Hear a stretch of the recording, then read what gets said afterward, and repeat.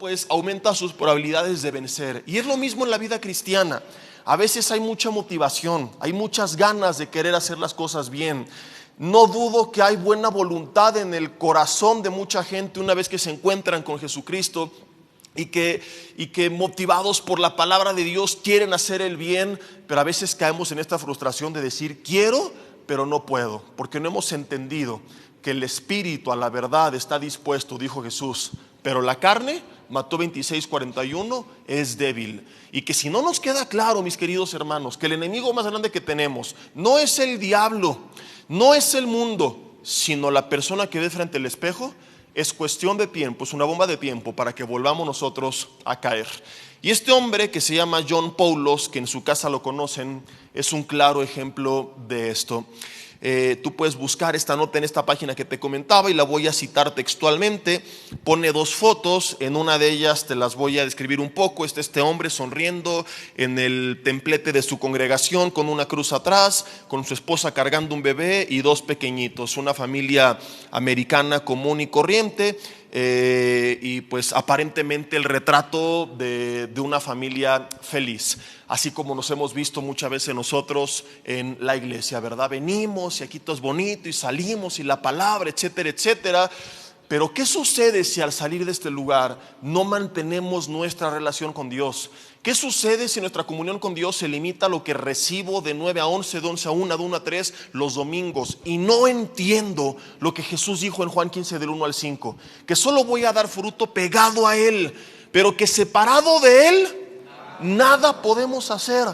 Continúa describiendo y dice: a la izquierda John Poulos, estadounidense de Texas, un padre amoroso, un buen esposo, lo pone entre comillas. Esta era la imagen que se tenía de él.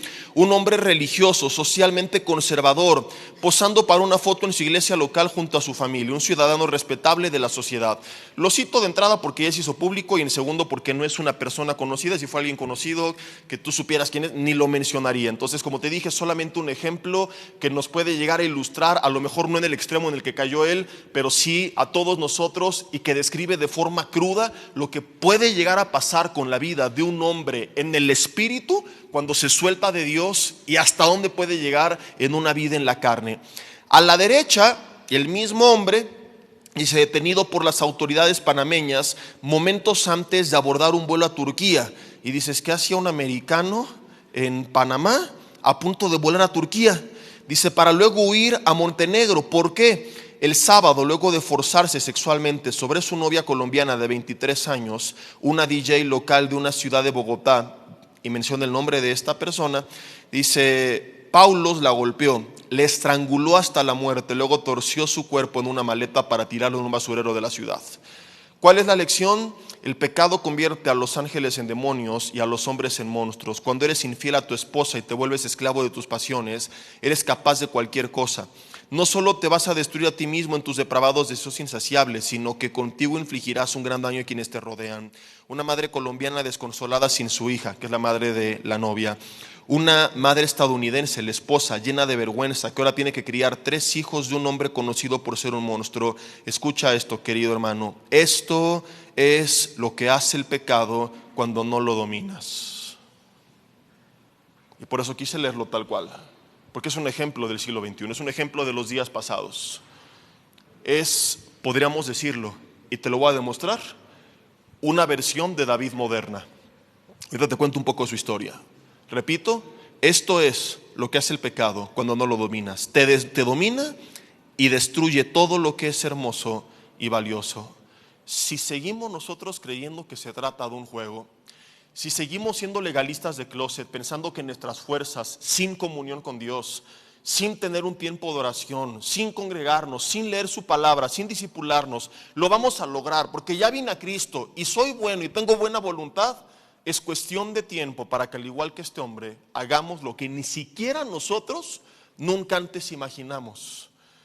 El más grande enemigo que nosotros tenemos no es el diablo, porque al diablo la Biblia dice: lo resistes, del griego antitasomai, y huirá, se da la fuga porque no pierde el tiempo. Pero tu carne siempre va a ser carne, y hasta el último suspiro los deseos de tu carne ahí van a estar. Y las obras de la carne de Gálatas 5:17, que se oponen al fruto del Espíritu del versículo 22, si no la aprendemos a dominar, si no nos fortalecemos espiritualmente, es cuestión de tiempo para que las obras se manifiesten. Ojo que cuando Pablo habla de las obras de la carne en Gálatas 5:17, no dice las obras del pecado, las obras de las tinieblas, las obras del mundo, las obras del diablo, dice las obras de la... ¿Y en qué vives? En un cuerpo de carne. Son nuestras obras sin Dios. Y eso estamos destinados a vivir sin Dios, porque separados de Él nada podíamos hacer, porque sin Él estábamos muertos en nuestros delitos y pecados.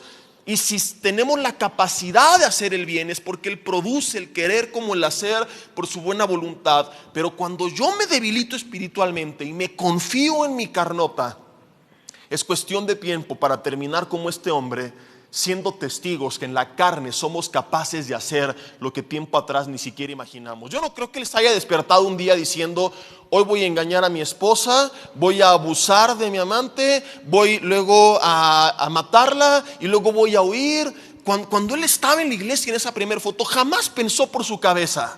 Y seguramente si él escuchara una noticia como esta, la recibiría como tú la acabas de recibir esta mañana. No, ¿cómo es posible?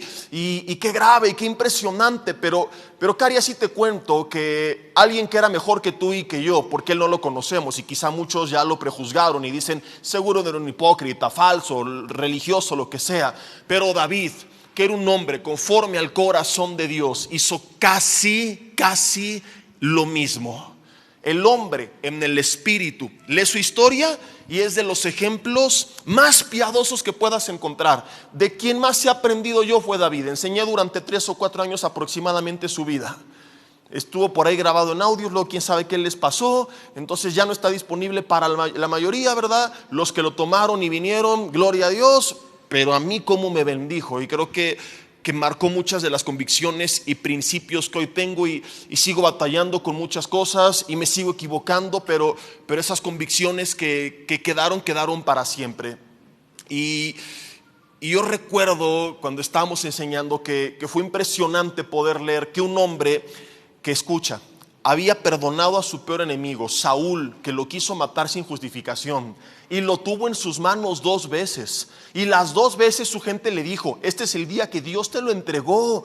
Él se pudo autoengañar y decir: sí, Dios me lo entregó. Así como hay gente que divide iglesias y murmura y todo y se autoengaña, David se pudo autoengañar para atentar en contra de Saúl, a quien él describe como el ungido por Dios. Aunque no estaba de acuerdo, él respetó hasta el final la decisión de Dios y no lo tocó. Y no solamente eso, se afligió porque en una de esas veces atrevió a cortar el borde del manto de Saúl. Y dices: en el espíritu David, podemos hablar más de esto, pero no es el tema. En el espíritu David perdona a Saúl. En el espíritu David enfrenta a Goliat, a los filisteos, a los amonitas, a los moabitas, a los suegritas y un montón de gente muy tenebrosa que existía en esa época. Valientemente. En el espíritu, sin ser rey, defiende a la ciudad de Keila, que estaba bajo la responsabilidad de Saúl. O sea, fue a involucrarse en algo que no le correspondía por amor a ellos, arriesgando su vida, porque resulta que los líderes de aquella ciudad lo querían traicionar y entregar en manos de Saúl.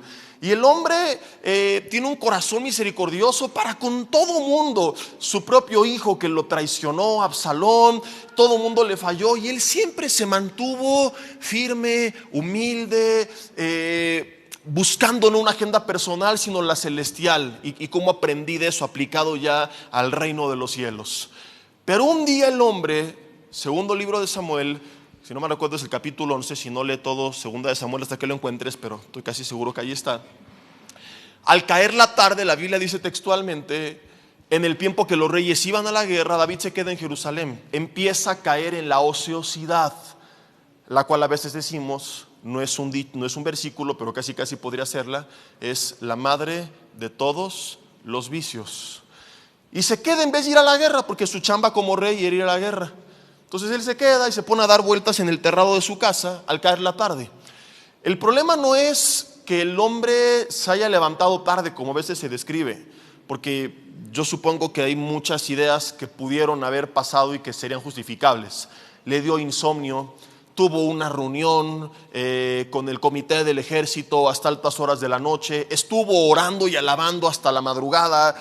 El hombre se desveló porque cenó pozole y le cayó pesado.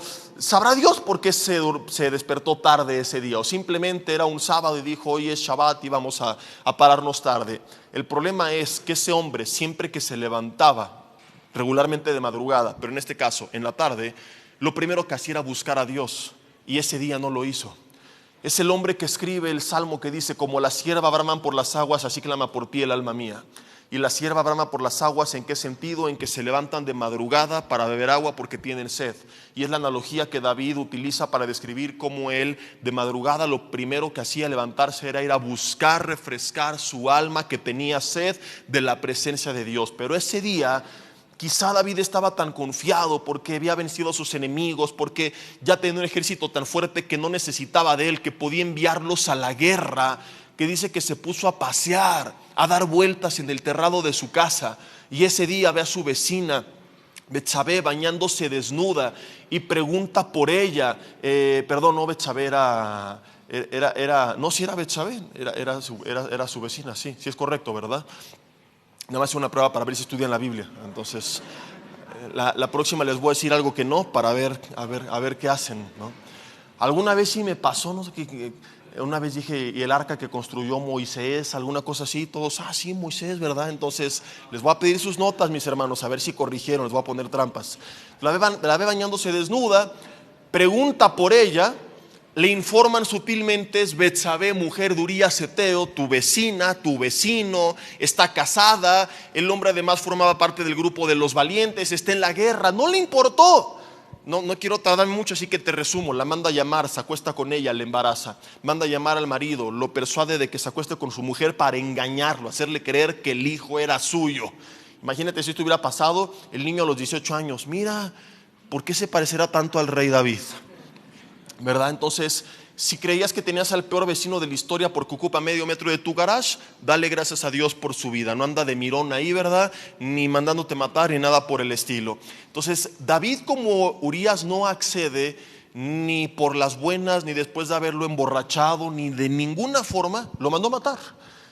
Y aquí se ha predicado un error muchas veces. La gente dice: David mandó matar a Urías Heteo. No, David mandó matar a un grupo de decenas de personas, entre las cuales iba Urías Heteo, porque el complot que se planea en contra de él era mandarlo hasta el frente del ejército, a la torre de una ciudad, y de esa forma exponerlo para que fuera asesinado. Probablemente, como era parte del grupo de los valientes, fueron otros valientes junto con él, porque si no, Urías hubiera sospechado: ¿por qué me cambian de grupo? Aunque no hubiera sido así, él tuvo que ir con un grupo de personas. Nadie de tonto va solo, no era parte de lo que se hacía en la milicia. Entonces fueron otras personas junto con Urías Heteo que implícitamente fueron sacrificadas. Estamos hablando de dos de los pecados más escandalosos. Casi siempre cuando oímos actualmente de pecado, ¿en qué pensamos que es lo más fuerte, verdad? Matar, los pecados de inmoralidad sexual, adulterar. Porque escuchas que alguien cayó en el cigarro y no te alarmas tanto. Pero escuchas que alguien adulteró y ¿qué dices? Si yo te hubiera leído, por ejemplo, de este hombre, Paulos o como se llame, y aquí está el mismo hombre echándose un cigarro, dirías: pues no está bien, pero bueno, Jesse tampoco es que mató a nadie. Pero estamos leyendo de violación y de homicidio, y por eso la cara que pusieron. Nada más le faltó persinarse a algunos. Hijo, ¿verdad? Lo mismito hizo David. No podemos hablar de una violación, pero sí algo muy parecido, porque la manda a llamar. Y no sabemos hasta qué punto ella quería también de Cusca, o hasta qué punto se sintió forzada y obligada por ser llamada por el rey.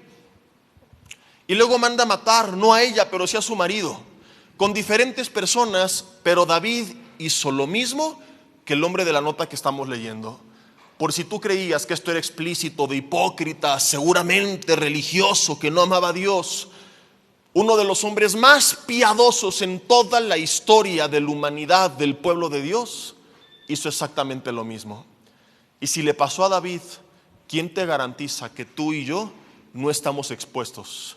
Si tú te creías firme, es la primer nota de alarma, porque es el primer paso para caer. Primer paso para hacer lo inimaginable: creer que tú no eres capaz de hacerlo. Primer paso para caer en pecado, creer que tú no vas a pecar. Por eso dijo Pablo, tengan cuidado, todo aquel que crea estar firme, mire que no caiga. Ojo, el que crea estar firme. Cuando alguien se confía y dice, ya voy a la iglesia y soy cristiano y esto no me va a pasar a mí, y crees estar firme, lo cual te lleva a un legalismo disfrazado de cristianismo, en el que piensas que por venir el domingo a la iglesia y tomar nota un rato y luego vivir lejos de Dios lo vas a hacer, y no entiendes que se trata no de lo que tú haces en tus fuerzas, sino de lo que el poder de Dios hace a través de tu vida, que no se trata de ti, sino de Cristo en ti. Cuando no entendemos que en la carne, Gálatas 5:17, esa es nuestra realidad. Cuando no nos queda claro que amor, gozo, paz, paciencia, bondad, benignidad, fe, mansedumbre y dominio propio, Gálatas 5:22, son el fruto del Espíritu.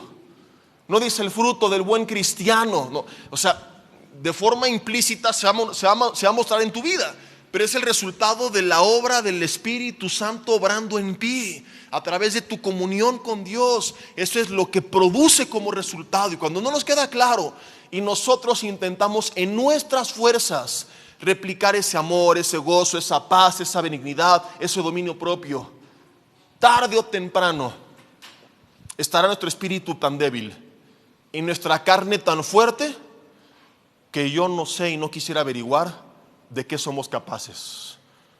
Podríamos añadir a la lista un montón de ejemplos más, y te podría citar de montón de historias que he conocido en mi caminar en Cristo, de personas que llegamos a ver dentro del mismo parámetro, que en el espíritu servían a Dios, amaban a Dios, predicaban la palabra de Dios, padecían por causa de Dios, y que en la carne fueron capaces de adulterar, que en la carne fueron capaces de echar a la basura su matrimonio por un rato de pasión, que en la carne fueron capaces de cometer fraudes, que en la carne fueron capaces de cometer cosas que tú cuando las escuchas en el espíritu dices, ¿y cómo se atrevió?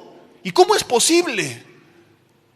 Y es aquí donde tenemos nosotros, no que espantarnos en el sentido de tener miedo, pero sí de alertarnos en un sentido de no sentirnos seguros en nuestras propias fuerzas y entender que solo está firme aquel que está consciente de su vulnerabilidad, y que esa conciencia de su vulnerabilidad lo lleva a aferrarse a Dios con todas sus fuerzas, porque sabe que si se suelta en cualquier momento puede caer.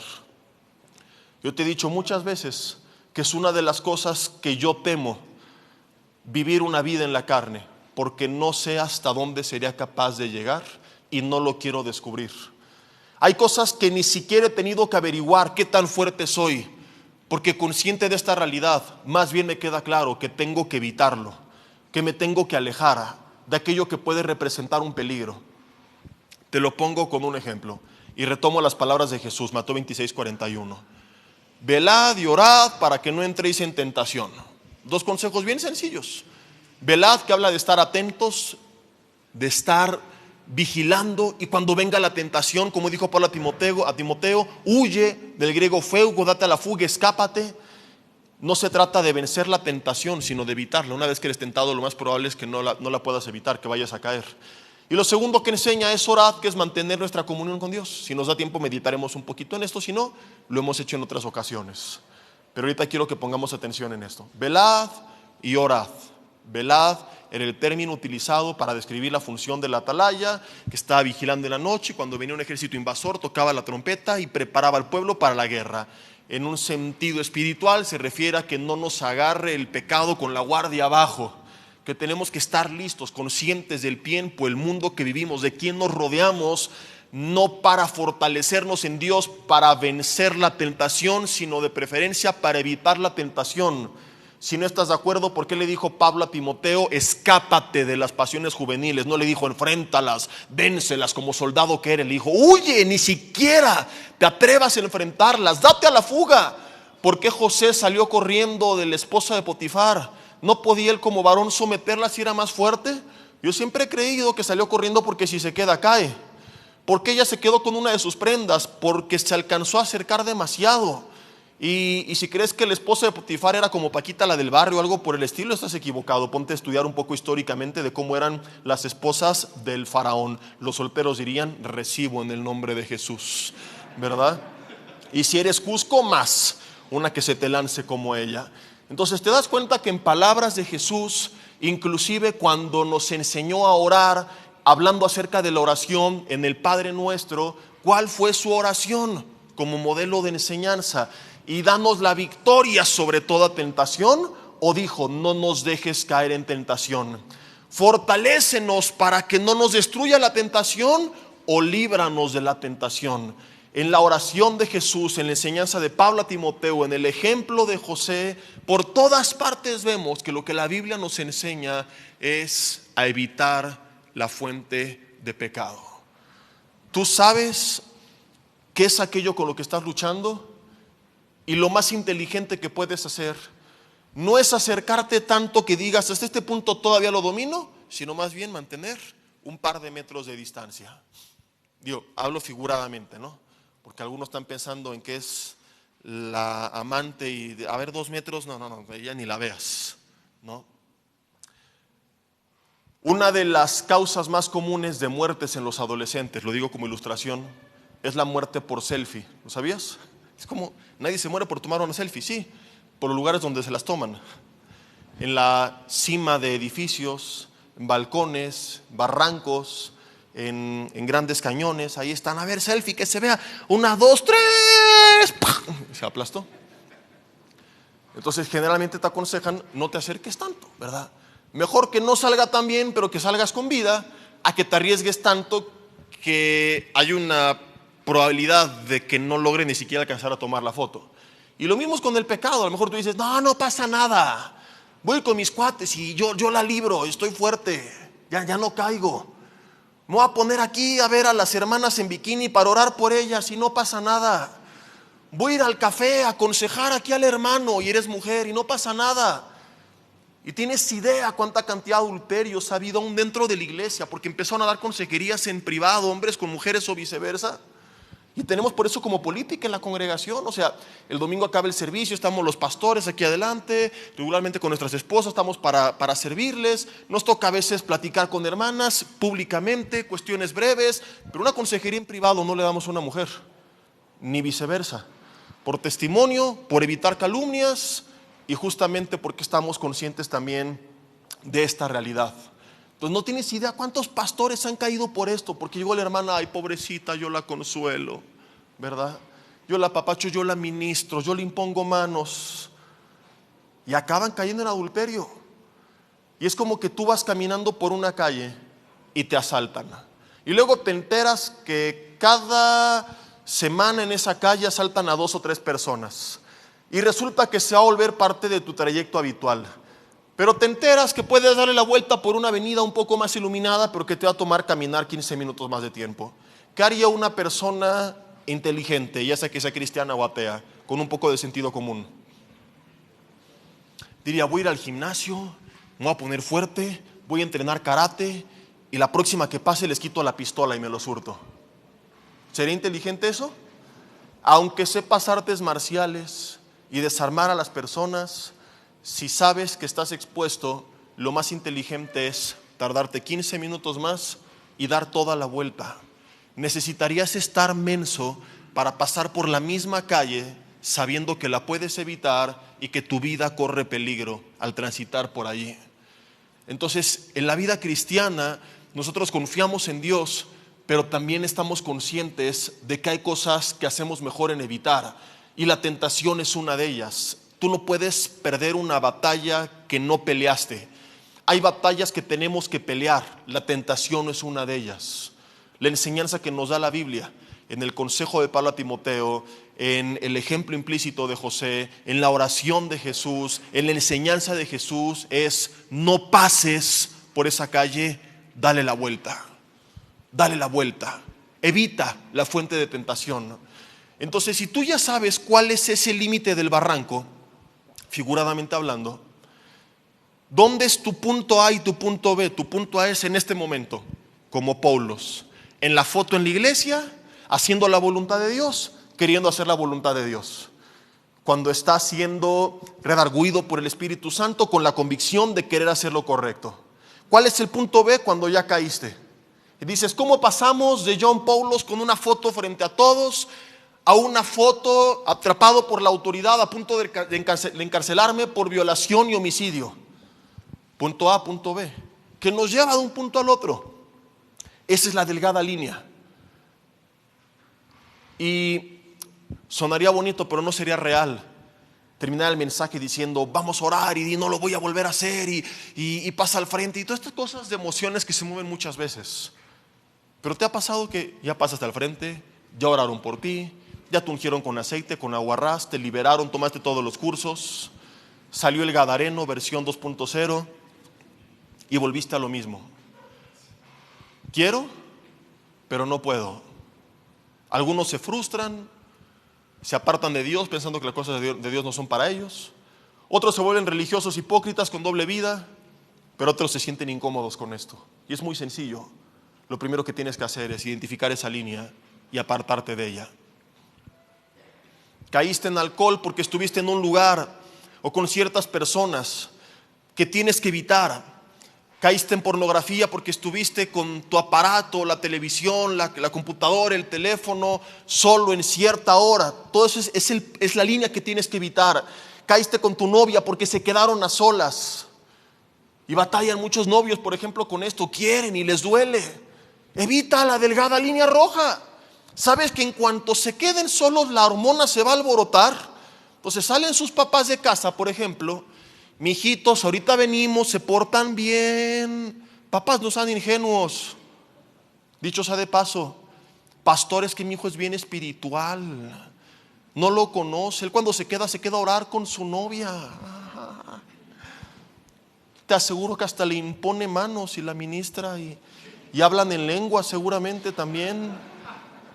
Me imagino que cae el fuego y no el del cielo y si así le siguen, dentro de algunos 9 meses, por ejemplo, por sus frutos los conoceréis. Entonces, mijito, ya me voy, se me salen de la casa, se vienen conmigo. Ay, papá, que no confías en mí. Sí, pero no en tu carnota. Y tu carne y el enemigo algún día te van a querer tropezar y cuando así sea, yo quiero estar ahí para apoyarte. Así que evitan la fuente de tentación. Tienes amigotes con los que ya sabes que si los ves vas a irte de borracho. Amigas que ya sabes que si las ves vas a acabar de chismosa. Orando por toda la congregación. Algunos ya discernieron a lo que me referí con orando, ¿verdad? O sea, ahí tijereteando a medio mundo. Evítalo. Y no hablo de ser religioso, o sea, no es lo que tenemos que hacer. Yo lo he predicado casi todos los últimos domingos, es ser luz y sal y traerlos a Cristo. Pero hay lugares y hay formas de hacerlo. Y el bar no es uno de ellos. Hay maneras. Trabajas y tienes compañeras de trabajo que tienen necesidad del evangelio. Claro que les tienes que predicar, pero hay formas de hacerlo.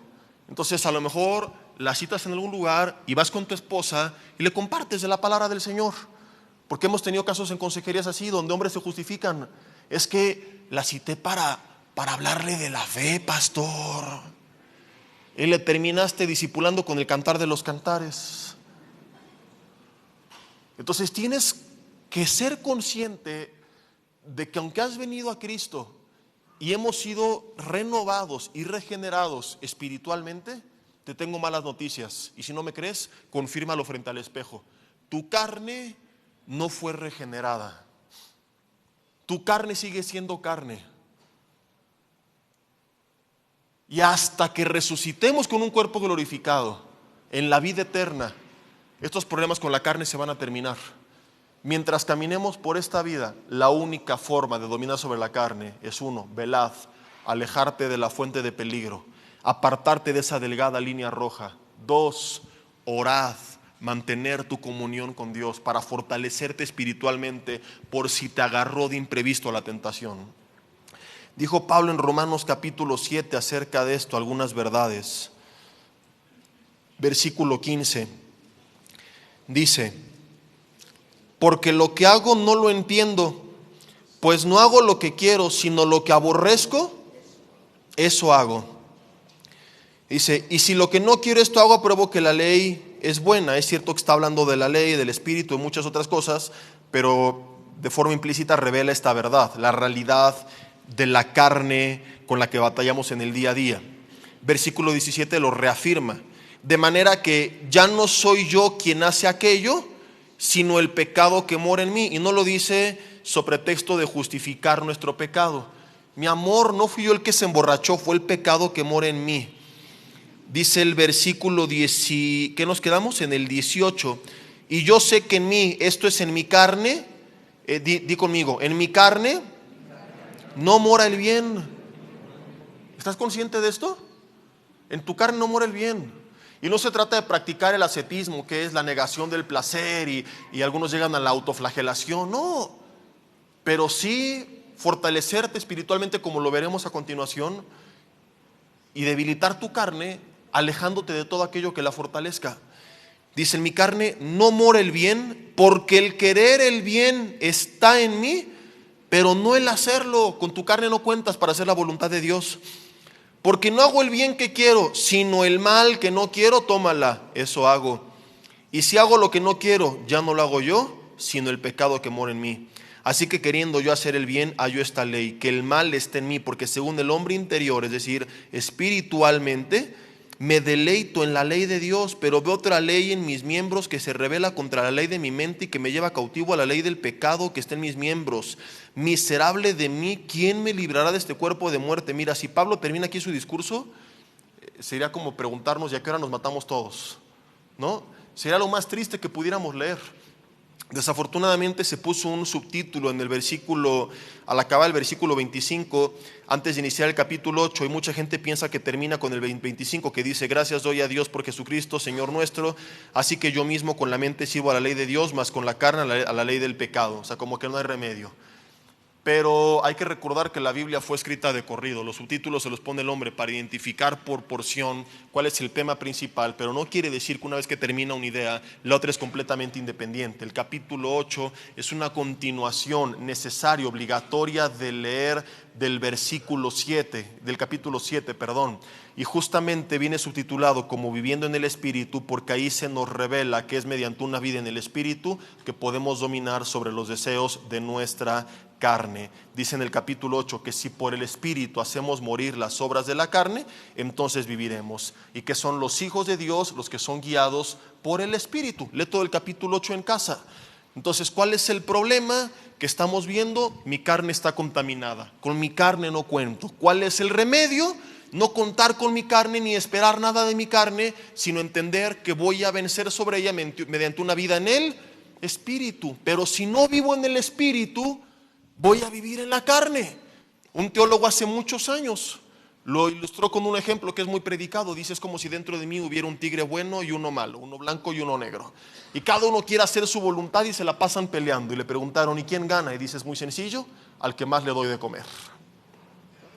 ¿Cuál es el tigre, por así decirlo? Repito, es una ilustración. No quiero que se hagan con filosofías orientales de voy a alimentar al tigre bueno, ¿no? ¿Cuál es el tigre que más estás alimentando? ¿Cuánto tiempo pasamos a lo mejor haciendo cosas que tú dices no son malas, pero que tampoco te están fortaleciendo espiritualmente, que están llevándote más a la carne? ¿Cuánto tiempo pasamos viendo series en televisión, por ejemplo? ¿Y cuánto tiempo pasamos en oración y en la palabra? Tristísimo que ahora muchos servicios dominicales en muchas congregaciones, no lo digo criticando, sino con intención de que abramos los ojos y ojalá que alguien reflexione en esto. El mensaje dura 20 minutos y muchos lo hacen porque es lo que está de moda. Y alguien un día me dijo, oye, hay que hacerlo porque es lo que todos hacen. Y a mí qué importa lo que hagan los demás. Se va a hacer lo que la Biblia diga. La Biblia dice que escudriñemos la palabra. La Biblia dice que los primeros cristianos perseveraban todos los días en la doctrina de los apóstoles. ¿Y sabes qué es perseverar en griego? Es insistir constante y permanentemente en algo. Y parte de lo que perseveraban era en estudiar la palabra. No nada más los domingos, todos los días. Hoy tienes gente que únicamente recibe de la palabra el domingo y recibe 20 minutos. ¿Cómo va a estar su vida? Seamos honestos, si alguien se la pasa comiendo mal de lunes a sábado, ¿tú crees que ir 20 minutos al gimnasio el domingo le va a ayudar en algo? ¿Cómo va a acabar? Débil, malnutrido, enfermo, con un montón de problemas de salud. Así es la condición espiritual de gran parte de la iglesia en el mundo. Por eso dije, podemos de forma implícita incluir este mensaje dentro de la serie, porque la iglesia está malnutrida, porque la iglesia con esta teología humanista de que no hay que incomodar, ya nos vendió la reunión dominical como si fuera, pues, para que la gente esté cómoda. 15 minutos de alabanza, 5 minutos de avisos, 20 minutos de mensaje. Entonces la gente está feliz porque es bien floja. Entonces toda la bola de holgazanes dicen, voy 40 minutos nada más. Bueno, 20 porque además llegan tarde. Me persino con mi pescado cristiano, ¿verdad? Y luego me voy al cine, donde sí puedo aplastarme 2 horas a ver una película. ¿Tiene sentido esto? Ay, duró mucho el mensaje, ahí el servicio es muy largo, mejor voy aquí que es más corto. Y la iglesia está anémica espiritualmente. Y por eso tenemos las familias que tenemos, el mundo que tenemos, la salud que tenemos, las finanzas que tenemos. Porque en todas las áreas de nuestra vida no estamos siendo guiados por los principios espirituales de la palabra de Dios. Porque al no haber oración no estamos siendo guiados por el Espíritu Santo y hacemos pura tontería porque estamos viviendo en la carne. ¿Por qué no hay fruto? Porque Jesús dijo que como la vid produce fruto pegada al pámpano, así nosotros produciremos frutos si permanecemos pegados a Él. Pero si nos separamos de Él, insisto y repito, no creas que se me olvidó que ya lo dije al principio, Juan 15:5, nada podemos hacer, nada. Intentarlo en tus fuerzas sin Dios es legalismo. Pero hoy, engañados, a lo bueno le decimos malo y a lo malo bueno. La gente dice, no, es que no se requiere tanto tiempo ahí de estar en la iglesia y estudiando la palabra, eso es legalismo. No, legalismo es creer que puedes hacer el bien sin estar conectado con Dios. Es una falsa gracia. Es un legalismo disfrazado de gracia. La verdadera gracia no te aparta de Dios, te lleva a entender cuánto lo necesitas. Y a buscarle no porque tú crees que eso te va a hacer mejor persona y vas a ser más apto de ir al cielo, sino porque entiendes que lo necesitas, que separado de Él estás completamente perdido. O Jesús estaba mal cuando dijo, velad y orad. No solo estén conscientes y atentos, no rompan su comunión con Dios. No pierdan su tiempo de intimidad con Dios. Orad, porque es ahí donde nos fortalecemos espiritualmente. Y es ahí que tenemos la fortaleza para hacer lo que en la carne no podemos. Por eso, y casi concluyo con esto, que cuando Daniel y sus amigos decidieron apartarse de la porción de la comida del rey y del vino que él bebía, le pidieron una cosa más al jefe de los eunucos. Y aquí es una ilustración física de lo que ahora que tenemos que hacer nosotros en el mundo espiritual. Número 1, digamos que su velad fue huir de aquella comida que para ellos no era lícita por ser judíos y que iba en contra de la ley que tenían establecida. Pero también le pidieron al jefe de los eunucos, danos de comer legumbres y danos agua. Es decir, estaban conscientes que para poder velar necesitarían orar, hablando figuradamente. Estaban conscientes que para poder resistir la comida que no les era lícita, tenían que estar fortalecidos con otro tipo de alimento que sí les fuera lícito. Que no solamente se trataba de evitar lo que no podían, sino de recibir lo que sí podían para tener la suficiente fuerza y entonces poderla rechazar. Porque si solo tenían la convicción de no comerse esto, pero no comían nada más, a los días de ayuno, la debilidad física les hubiera llevado a aceptar cualquier comida.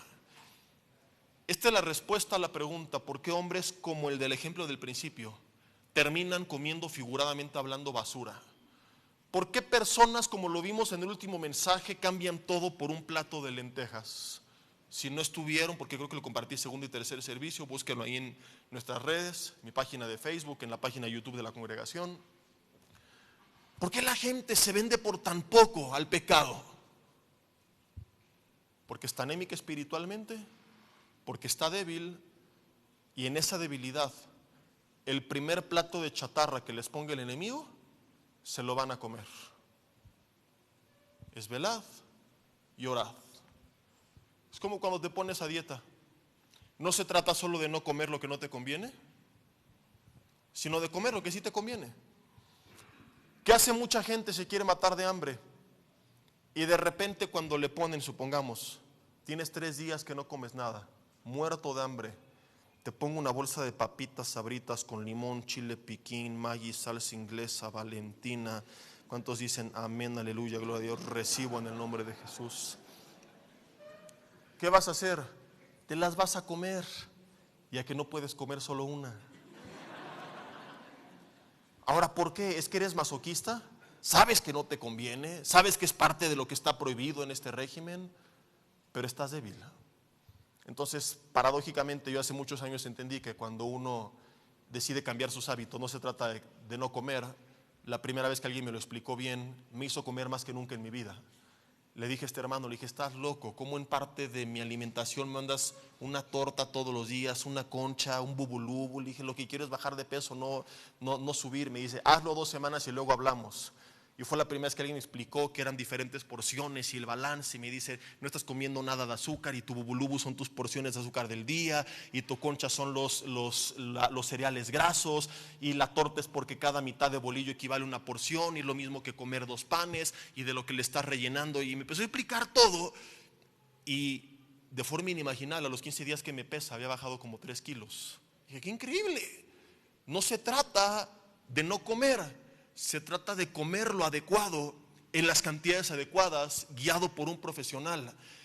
Porque lo que pasaba anteriormente es que te mueres de hambre y cuando terminas con el régimen, ¿qué haces? Te vuelves a atracar y viene el famoso rebote, que no es otra cosa más que volver a tu triste realidad, ¿no? Y lo mismo con el pecado. Tú puedes tener la lista de lo que no te conviene, pero si no te atascas de lo que te conviene y solo tratas de evitar lo que la carne no puede, tarde o temprano vendrá el rebote. Es cuestión de semanas, quizá de meses, para que un día débil espiritualmente vuelvas a comer toda esa basura que sabías que no podías. Pero cuando te avientas tus tortas, tus bubulubus, tus conchas espirituales, cuando vienes a la palabra y si no pudiste discipularte, estás en casa y escuchando en el camino prédicas en internet y te estás bañando y estás platicando con Dios y desde que te levantas estás en tu mente en oración y vas en el camino escuchando alabanzas y estás en comunión con Dios de todas las formas posibles, todo el tiempo posible, eres más sensible entonces a la dirección del Espíritu, te fortaleces espiritualmente y es entonces y solamente entonces que tendrás la fuerza para hacer aquello que hoy quieres, pero que quizá no puedes y que no sabes cómo llevarlo a cabo. Es tiempo de dejar la frustración, mi querido hermano. Sí se puede, pero no es en tus fuerzas. Tú no puedes solo sin Dios, pero en Dios vivir la vida que siempre has querido puede ser más sencillo de lo que imaginas. Sin Dios, tan difícil como jamás lo imaginaste. Ahí en tu lugar cierra tus ojos. Vamos a orar y dile conmigo, Señor, te doy gracias por tu palabra, porque como lo habíamos visto anteriormente, al venir a ti recibimos tu Espíritu Santo y ya no se aparta, pero la Biblia dice que sí lo podemos apagar, sí lo podemos contristar. Y dile, Señor, tengo que quizá reconocer que mi apatía ha apagado ese fuego en mi vida, que me he debilitado espiritualmente, que como Daniel decidí renunciar a la comida del mundo, pero creí que solamente se trataba de eso. Quizá me predicaron o aprendí un legalismo disfrazado de gracia. Pensé que se trataba solamente de apartarme de lo que no me conviene, pero no había entendido que en mis fuerzas sería imposible. Que eres tú el que produce el querer como el hacer por tu buena voluntad. Y que si no estoy pegado a ti, no lo voy a lograr, no voy a dar fruto. Señor, hoy me despojo de toda vergüenza, de toda culpa, condenación, y recibo el perdón que tú me das cuando hay arrepentimiento. Me arrepiento de mis pecados. Te pido perdón por haber vivido una vida fuera de tu voluntad. Renuncio a la idea, Señor, de apartarme de ti lleno de culpa. Y contrario a eso, hoy me queda claro que es cuando más que nunca me tengo que acercar. Y escuche esto, mi querido hermano, quizá en el camino habrá tropiezos. No suena correcto que te lo diga, no suena ortodoxo, porque algunos pueden malinterpretarlo como que estoy justificando, excusando, quitándole gravedad al pecado. No. He hablado de lo grave que es, y para muestra de ello el mensaje de hace un par de semanas en este mismo lugar. Solamente estoy describiendo la realidad, porque en la última cena los 12 discípulos prometieron a Jesús que ninguno le fallaría, y bastaron minutos para confirmar que ninguno de ellos fue capaz de cumplir con su palabra. Entonces tienes que estar consciente que en el camino, aunque no se trata de caminar con esa idea, pero es muy probable que haya algún tropiezo. Y cuando así suceda, no se trata de justificarlo y decir, me dijeron que era probable, no pasa nada. Pero tampoco se trata de que te sientas tan culpable que te apartes de Dios, sino que cuando suceda te duela y te acerques a Dios para que te vuelvas a levantar. Y el punto es no soltarte jamás de su mano. Yo recuerdo hace muchos años cuando le rendí genuinamente mi vida, que le dije, Dios, me gustaría prometerte que nunca te voy a fallar, pero no sé si será capaz de cumplir con esa promesa. Yo no puedo garantizar, aunque quisiera, la perfección, pero sí puedo garantizar la rendición, porque eso sí está en mí, rendirme a ti cada día. Y textualmente le dije, Señor, no te quiero fallar ni una vez más, y haré mi mayor esfuerzo, pero aunque me equivocara y fallara 100 veces, te garantizo que 101 lo volveré a intentar. Dile, Dios, quisiera decirte lo mismo. No me quiero equivocar, no quiero pecar, no quiero fallar, no le quiero quitar gravedad. Quiero vivir una vida de santidad. Pero si en algún punto, por alguna razón que hoy no entiendo, tropiezo, no me voy a soltar de tu mano. Te quisiera prometer perfección, pero solo está en mí la rendición, ¿no? Y la rendición me irá llevando día con día a la perfección, ¿no? Algunos lo intentan al revés, quieren primero